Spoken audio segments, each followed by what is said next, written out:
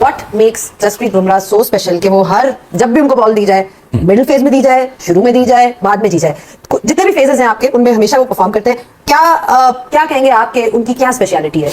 Of the length ball बहुत अच्छा करता है। यॉर्कर बहुत ही दुनिया का बेहतरीन यॉर्कर करने वाला बॉलर, दो स्लो रन सीखा, और एट टाइम्स उसका जो पिछला बॉल है तेज जो करता है वो आता है मथे की तरफ, आपके डिसीविंग होता है बेसिकली।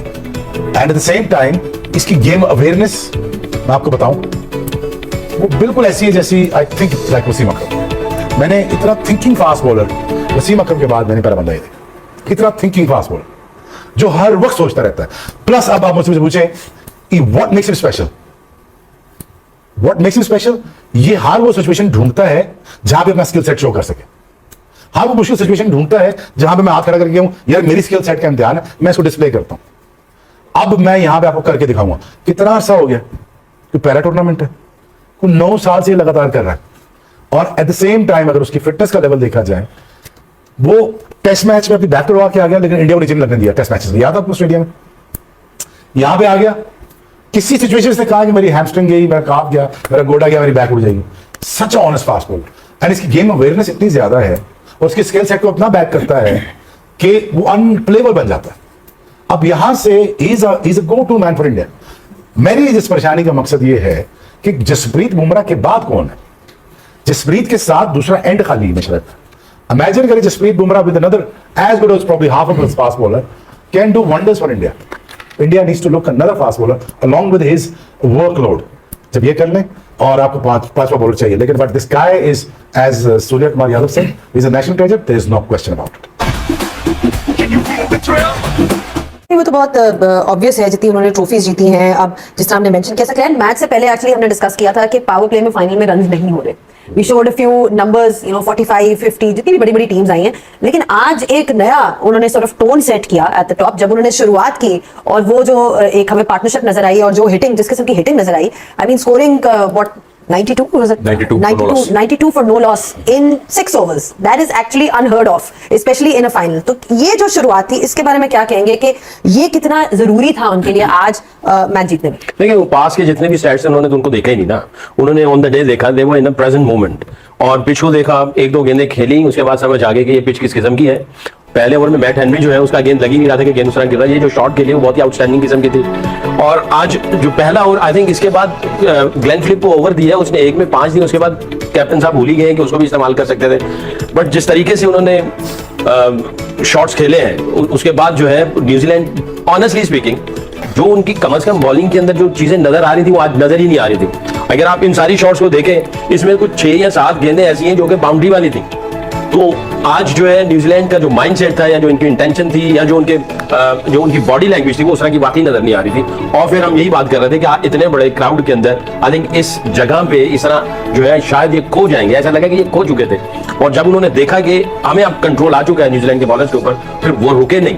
पास स्कोर की बात थी कि 190, 180 है, फाइनल है, पावर प्ले में इतना ज्यादा नहीं कर पा रहे, पिछले जो ट्रैक रिकॉर्ड मिल रहे हैं, बट उन्होंने प्रेजेंट मोमेंट में जो पिच को, उसकी कंडीशन और न्यूजीलैंड बॉलरों की सिचुएशन और उनकी कंडीशन देखी कि ये इस वक्त बिल्कुल आमते कामते बॉलिंग कर रहे हैं। और उनको बहुत सारे बाउंड्रीज वाले गेंद भी दिए गए, मगर उन्होंने रूथलेस अप्रोच रखी, एग्रेसिव क्रिकेट खेली, और न्यूजीलैंड को कहीं पे भी एक हल्की सी भी स्निफ नहीं दी, और कंट्रोल करते करते करते जो है वो 255 तक लेके चले गए। अभी हमने कैसे देखते हैं इस वनडे सीरीज को with the current squad that Pakistan has? It's an opportunity for some of the youngsters as well. कैसे देखते हैं इसको? देखें, फिर से सिटी बजेगी, फिर से स्टेज सजेगा, इश्तिहारी सुपरस्टार बाहर आएंगे और आपको कुछ समझ नहीं आने वाला, क्योंकि हमारी बेस पीएसएल है। हम जब तक उस सोच से बाहर नहीं निकलेंगे कि हम पीएसएल के लिए नहीं है, हम लोग पाकिस्तान क्रिकेट के लिए, पाकिस्तान क्रिकेट बोर्ड की डायरेक्शन जिस दिन पाकिस्तान क्रिकेट के लिए सेट हो गई, हर चीज ठीक होगी। इस वक्त सबसे बड़ा मसला, everything moves around PSL. Yes, it's a great success for Pakistan, वो बहुत ही ज्यादा प्रॉफिटेबल एक वेंचर है, हम उसके साथ हैं।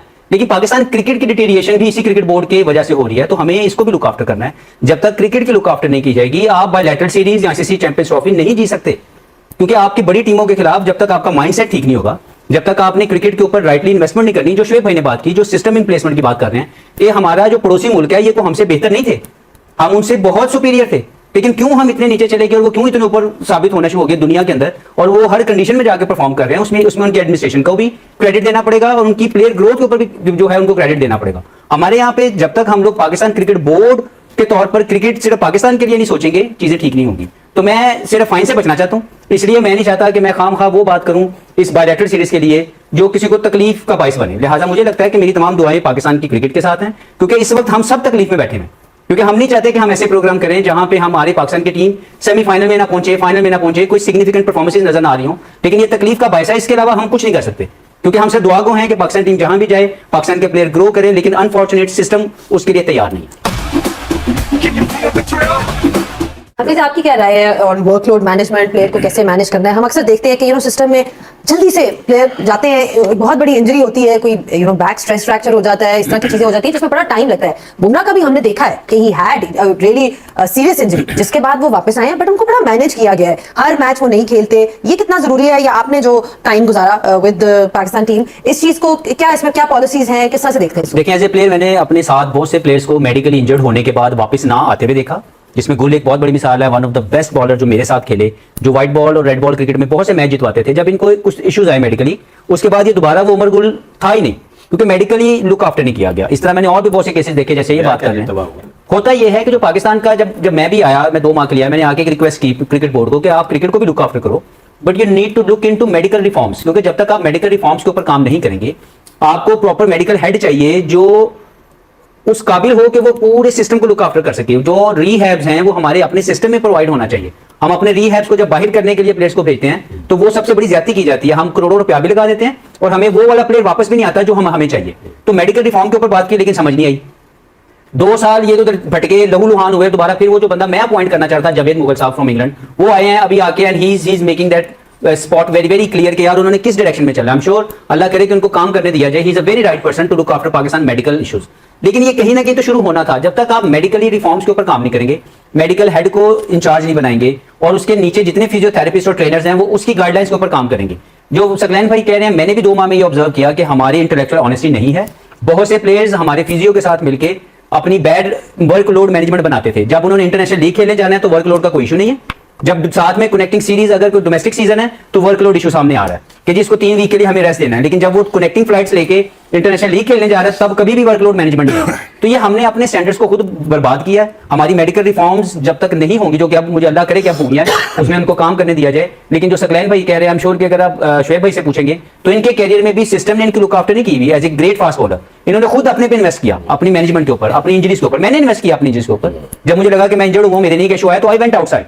मेरी ग्रोइंग के इशू आया तो मुझे कहा गया कि यहाँ क्रिकेट छोड़ दो, यहाँ इसी पेन में खेलो, बजाय इसके कि ये कहा जाता कि हम आपकी टोटल लुक आफ्टर करेंगे। मेरे पास जवाब क्या आ रहा है हमारे मेडिकल हेड का कि जी या तो पेन में खेलें या क्रिकेट छोड़ दें। और जब मैं बाहर जाके उसको चेक करवाता हूं तो 6 वीक के अंदर मैं बिल्कुल ऑपरेशन करवाता हूं और 6 वीक में वापस आके बिल्कुल same as fit as I was before मैं आके क्रिकेट शुरू कर देता हूं। तो ये हमारे सिस्टम का बहुत बड़ा फ्लॉ है कि हमें अपने मेडिकल रिफॉर्म्स नहीं सेट किए हुए, हमें फिजियो और मेसियोर का फर्क नहीं पता। मैं अपने क्रिकेट बोर्ड के एक एडमिनिस्ट्रेटर के पास गया और मैंने उनसे बात की कि ये फिजियो बहुत अच्छा है, आप इसकी क्वालिफिकेशन चेक करें, इसकी क्रेडेंशियल चेक करें, इसको लेके आए। तो कहते यार अगर वो नहीं आएगा तो हम 2 मेसियोर भेज देंगे। तो उनको मेसियोर और फिजियो के फर्क का नहीं था पता। तो जब आप ऐसे बंदे एडमिनिस्ट्रेशन में लाके बिठा देंगे तो कहां से मेडिकल रिफॉर्म्स होंगी? कहां से गुल जैसा प्लेयर जो है वो दोबारा खड़ा हो जाएगा और आके वही उमर गुल बन जाएगा जो ये 2009, 10, 11 के अंदर मौजूद था। तो ये इश्यूज हमारे साथ बहुत से हैं, लेकिन अल्लाह करे हम कहीं से शुरू कर दें। और मेडिकल रिफॉर्म्स की मैनेजमेंट को सही तरीके से डायरेक्टेड वे में चलाना बहुत इंपॉर्टेंट है। जैसे क्रिकेट को फिक्स करना जरूरी है, उसी तरह मेडिकल रिफॉर्म्स को फिक्स करना भी बहुत जरूरी है।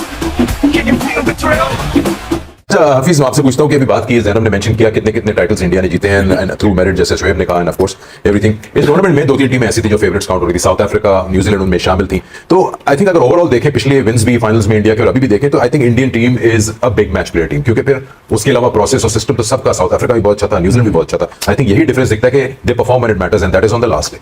देखिए, क्रेडिट देना पड़ेगा एक माइंडसेट को, इंटेलेक्चुअल ऑनेस्टी को, क्योंकि ओवरऑल अगर इंडिया की हम जर्नी देखें तो वो जो मैंने बात की कि जब आप अपने स्टैंडर्ड्स हाई सेट करते हैं और सेट करते हैं अपने goals to win the ICC trophies, तो ये सब चीजें जो हैं ऑटोमेटिकली आपके साथ मिल जाती हैं, तमाम डॉट्स मिलना शुरू हो जाते हैं।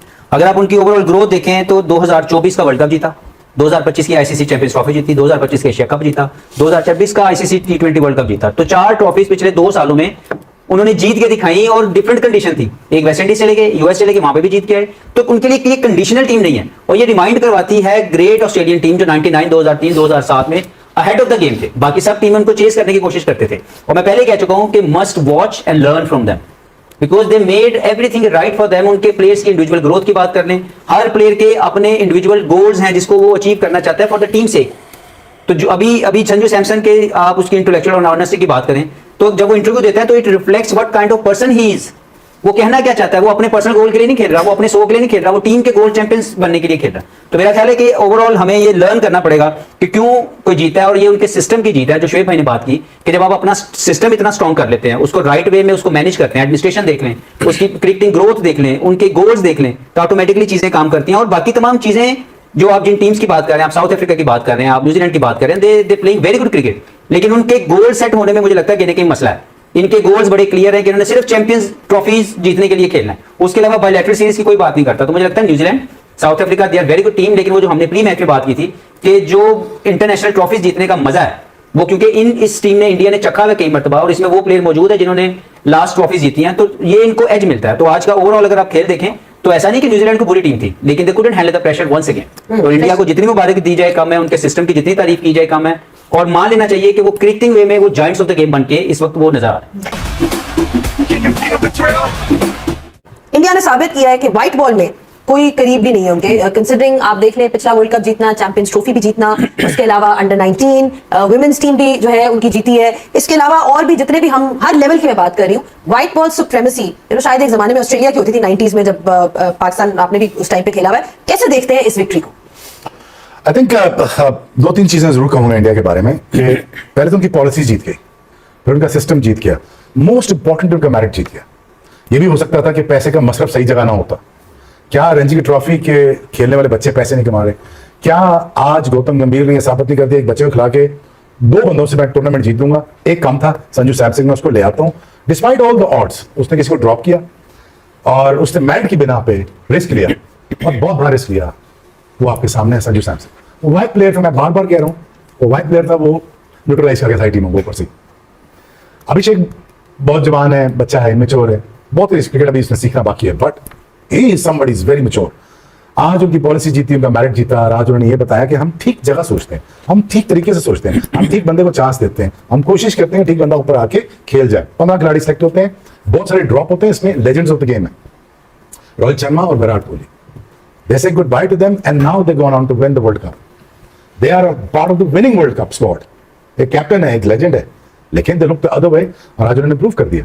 और मेरा ये ख्याल है कि आई थिंक जिस स्पीड से वो जा रहे हैं और जिस तरह वो पैसा खर्च कर रहे हैं अपने सिस्टम्स के ऊपर, ग्राउंड्स के ऊपर, पॉलिसीज के ऊपर, अपनी उनके लैब्स देख लें, उनके बायोमैकेनिक लैब्स देख लें, उनके ट्रेनिंग सेंटर्स देख लें, उनकी मशीनें देख लें, उनका इंजेक्शन ऑफ द मनी देख, जितना वो पैसा बना इंजेक्ट कर रहे हैं। और आखिर में क्या खूबसूरती से साथ वो इज्जत देते हैं अपने बड़ों को, क्या खूबसूरती के साथ अपने तीनों कप्तानों को बुलाया हुआ है। आज वो खड़े हुए हैं और आज वो सेलिब्रेट कर रहे हैं, आज as India as unit celebrate कर रहे हैं। बहुत बहुत इंडिया को मुबारक हो, और आपका मेरिट आपको मुबारक हो, और खुशी मनाइए और जीते जाइए। और अगर 27 का भी वर्ल्ड कप आज मिलता है तो आज भी ले लें।